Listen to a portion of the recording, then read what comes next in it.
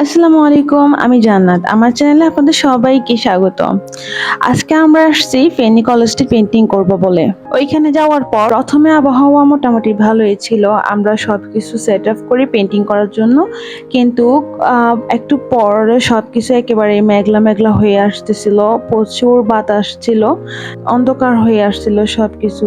আমরা ভাবতেছি হয়তো বা আজকে পেন্টিং করতে পারবোই না। পরে আমরা ভাবলাম যে রং যা যা লাগবে আমাদের ওগুলো বের করে রেখে দিই, যদি বৃষ্টি না আসে তাহলে আমরা পেন্টিং এর কাজটি শুরু করব। আমরা রং বের করতেছিলাম আর এদিকে তাজিম ভাইয়াকে পাঠিয়েছি পানি আনতে। উনি দিঘিতে যায়, দিঘি থেকে পানি নিয়ে আসে পেন্টিং এর জন্য। এইদিকে আমার রং নেওয়া শেষ। এখানে আমি white colour, black, blue and brown এই 4টা কালার নিয়েছি। রং নেওয়ার মাঝখানে বৃষ্টি শুরু হয়ে যায় অ্যান্ড আমরা সবাই প্রায় ভিজেই গেছিলাম। এই যে আমি জামাটা ভিজে শেষ। একটু পর ওয়েদারটা অনেক ভালো হয়ে যায় এবং আমরা পেন্টিং এর কাজটি আবার শুরু করি। এখানে প্রথমে আমি হোয়াইট কালার, ব্ল্যাক অ্যান্ড একটু ব্লু কালার দিয়ে আকাশের কাজটা শুরু করতেছি। এখানে বেশিরভাগ হোয়াইট কালার দেওয়া আছে, তারপর ব্লু, তারপর হচ্ছে একটু হালকা পরিমাণে ব্ল্যাক কালার দিয়েছি, যেহেতু আমাদের আকাশটা একটু মেঘলা টাইপের ছিল। আর মেঘলা টাইপের না থাকলেও রিয়েলিস্টিক পেন্টিং করার সময় ব্লু কালারের সাথে বেশি পরিমাণে না, একটু পরিমাণে ব্ল্যাক কালার মিক্স করে নেওয়া ভালো, তাহলে মানে আকাশটা দেখতে অনেকটাই রিয়েলিস্টিক মনে হয়। আমি এরকম অনেক আর্টিস্টকে দেখেছি যারা কি করে আকাশের কাজটি করার সময় সরাসরি ব্লু কালারটি ইউজ করে ফেলে, এরপর কি করে হোয়াইট কালার দিয়ে ম্যাগের কাজটি করে। এটা করার পর পেন্টিংটা দেখতে রিয়েলিস্টিক মনে হয় না, মানে রিয়েলিস্টিক ভাবটা আসে না আর কি। উপরে একটু ব্লু হবে, এরপর আরেকটু ব্লু কালারটা হালকা হবে, এরপর আরেকটু হালকা, এরকম করতে করতে শেডটা নিচের দিকে হালকা হয়ে আসবে।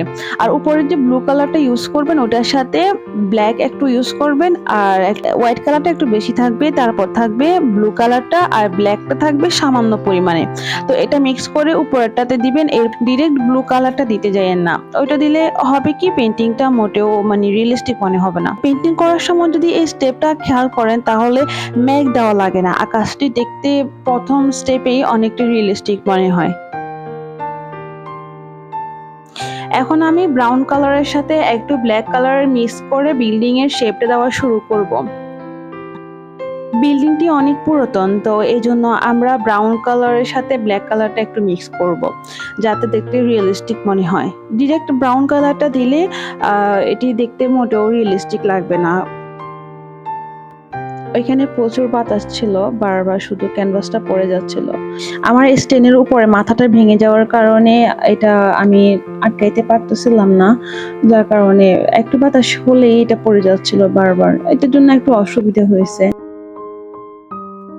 এখন আমি মাঠের পেন্টিং এর কাজটি শুরু করলাম। আমাদের মাঠটি পুরাটা সবুজ না, তাই আমি এখানে পুরাটা সবুজ দিচ্ছি না, মাঝে মাঝে খালি রাখতেছি, যে মাটিগুলো দেখা যাচ্ছে ওগুলো আঁকার জন্য। কালার দেওয়ার সময় খেয়াল রাখবেন পুরাটাই সবুজ যেন না হয়।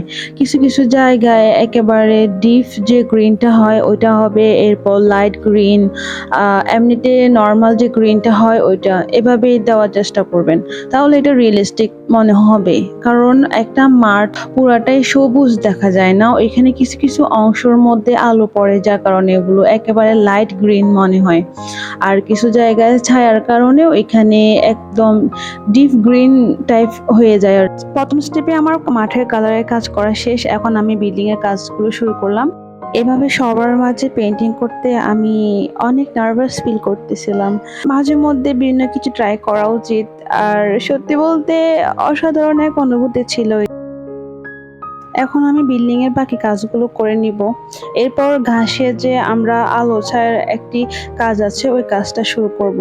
কিছু কিছু অংশে ডিপ কালার হবে, কিছু কিছু অংশে হবে লাইট কালার।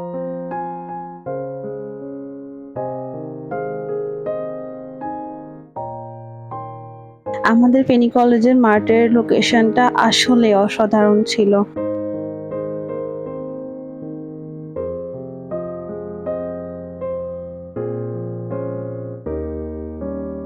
আমার পেন্টিং এর কাজ প্রায় শেষ, মাঝখানে আমি ওগুলো ভিডিও করিনি, সবগুলো ভিডিও করা সম্ভব হচ্ছিল না। এখানে একটি লাইনার ব্রাশ আর কালো রং দিয়ে আমি বিল্ডিং এর যে রুমগুলো রয়েছে ওগুলো প্রথম স্টেপে এঁকে দিচ্ছি, এরপর ওগুলোর মধ্যে ডিটেলসে কাজ করা হবে। এরপর বিল্ডিং এর সামনে যে গাছগুলো রয়েছে আমরা ওগুলো কালো রং দিয়ে প্রথম লেয়ারের কাজ করে নিব। প্রথম প্রথম লেয়ারের কাজ করার পর এখানে গাছের পাতা, তারপর বিভিন্ন যে ডিটেলসের কাজগুলো রয়েছে ওগুলো করা হবে। এখানে দাঁড়িয়ে থেকে পেইন্টিংটা সম্পূর্ণ করা সম্ভব হচ্ছিল না, তাই আমরা কয়েকটা ছবি তুলে চলে আসি। আর আমি আমার আইডিতে আর আমাদের একটি গ্রুপ আছে, গ্রুপে এটি শেয়ার করি। আর শেয়ার করার পর এটি আমাদের ফেনীতে অনেক অনেক রিচ করে। বিভিন্ন গ্রুপে ফেনীর বিভিন্ন পেজে এটি পেন্টিংটি শেয়ার করা হয়। আর আমার অসম্পূর্ণ পেন্টিংটাকে সবাই অনেক অনেক ভালোবাসা দেয়। আর অসংখ্য ধন্যবাদ সবাইকে এভাবে সাপোর্ট করার জন্য। বাসায় এসে আমি পেইন্টিং এর বা ডিটেলসের কাজগুলো করা শুরু করে দিই। এখানে আমি প্রথম লেয়ারে রং দিয়েছিলাম আর এর উপর একটু একটু করে বাকি ডিটেলসের কাজগুলো করে ফেলতেছি। এরকম রিয়েলিস্টিক মাঠ আকাশ ক্ষেত্রে এক লেয়ারের কাজ করে এটা রিয়েলিস্টিক ভাবে আনা যায় না, এটির উপর কয়েকটা লেয়ারের কাজ করতে হয়। প্রথম পুরাটা এক কালার দিয়ে দেওয়ার পর এরপর আরেকটা লেয়ারের কাজ করতে হয়, এরপর আরেকটা, এভাবে কয়েকটা ধাপে কালার দেওয়ার পর এটি রিয়েলিস্টিক ভাবে ফুটে ওঠে। এখন আমি আকাশের কাজটি শুরু করলাম। এখানে একটি বড় ফ্ল্যাট ব্রাশ দিয়ে আকাশের কাজটি করতেছি। মাঝে মধ্যে মেঘ হবে একটু একটু করে আর বাকিটা ফিনিশিং করে দেওয়া হবে।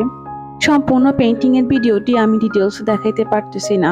ডিটেলসের কাজগুলো দেখাইতে গেলে এখানে ভিডিওটি অনেক বড় হয়ে যাবে, তাই আমি শর্ট করে কিছু দেখানোর চেষ্টা করতেছি। তবে আপনারা যদি এটি ডিটেলসের কাজগুলো কিভাবে করছি দেখতে চান তাহলে আমি বিল্ডিং এর কাজগুলো লং করে একটা বানিয়ে দিব। আমি এখন লাইনার ব্রাশ দিয়ে এর উপরে যে সাদা অংশের কাজগুলো রয়েছে ওগুলো করতেছি। এটি হচ্ছে লাইনার ব্রাশ। লাইনার ব্রাশটি দিয়ে এই ধরনের ডিটেলসের কাজগুলো অনেক সুন্দর করে করা যায়। আমার বেশিরভাগ এটা ইউজ করা হয়। আর এই সেটগুলোর প্রাইস সম্পর্কে আমি একটা ভিডিও বানিয়েছিলাম, ওইখানে আপনারা চাইলে ভিডিওটি দেখে আসতে পারেন। বিল্ডিংটির অনেক ডিটেলসের কাজ আমি মিস করছি, ওগুলো দিতে পারিনি। যেহেতু আমি কোনো প্রফেশনাল আর্টিস্ট না, আমি নিজে নিজে শিখছি আমার পেইন্টিং এর কাজগুলো, আমার কোনো টিচার নেই। তো নিজে নিজে শিখে যতটুকু পারি অতটুকুর মধ্যে চেষ্টা করলাম আর কি।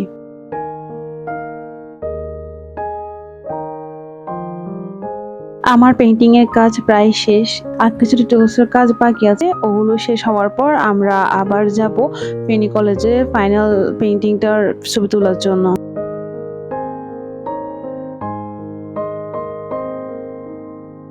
এখানে আরো কিছু ঘাস দিয়ে দিচ্ছি যাতে পেইন্টিংটা আরো রিয়েলিস্টিক ভাবে ফুটে ওঠে।